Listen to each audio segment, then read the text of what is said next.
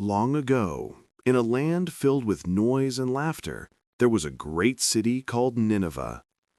But beneath the cheerful surface, something wasn't right. The people had forgotten kindness.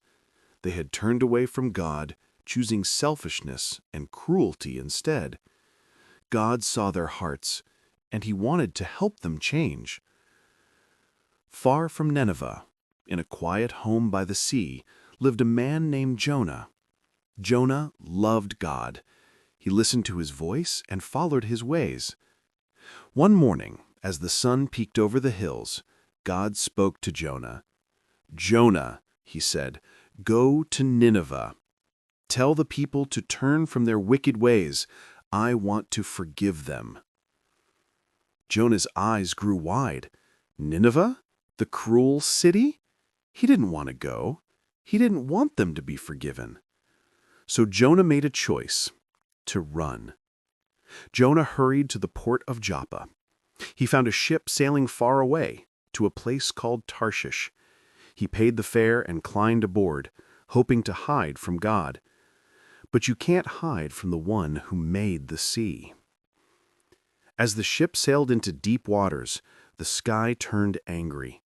Winds howled, waves crashed. The sailors cried out to their gods, but the storm only grew stronger. Below deck, Jonah slept. The captain shook him awake. "Pray to your God," he shouted. "Maybe He will save us." Jonah's heart sank. He knew the truth. "It's me. I'm running from God. Throw me into the sea and the storm will stop." The sailors didn't want to, but the waves roared louder. With heavy hearts, they tossed Jonah overboard. Jonah sank into the deep. Cold water wrapped around him. Seaweed tangled his arms. He thought it was the end. But God had other plans. From the depths came a great whale, so big it could swallow a man whole. And that's exactly what it did. Jonah was in the belly of the whale. For 3 days and 3 nights, Jonah sat in the belly of the fish. He had no food, no light, just silence and his thoughts. Jonah prayed. He cried out to God. He said, "I was wrong. You are merciful. You saved me from the sea. I will do what you ask."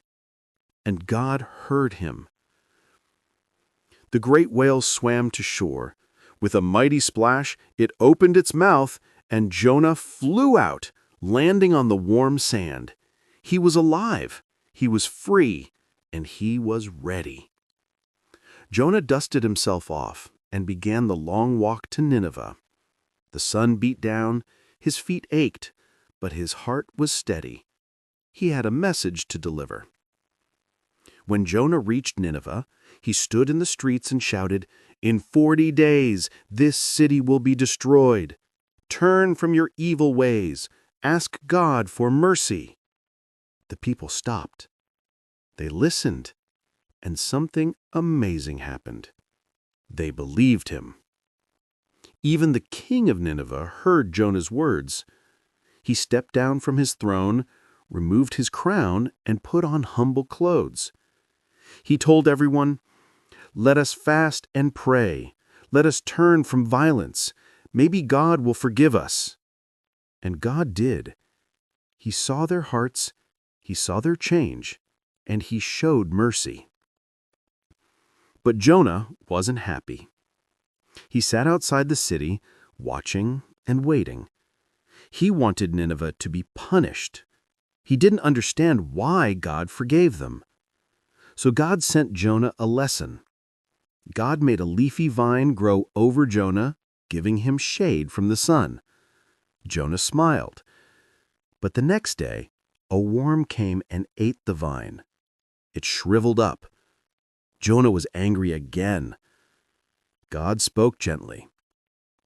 "You cared about the vine, though you didn't plant it. Shouldn't I care about Nineveh, with thousands of people and animals? I love them too." Jonah sat quietly. he understood. Jonah's journey was long. He ran, he sank, he prayed, and he learned. God's mercy is bigger than a storm, bigger than a whale, bigger than our anger. It reaches everyone, even those we think don't deserve it. And that's the story of Jonah and the whale.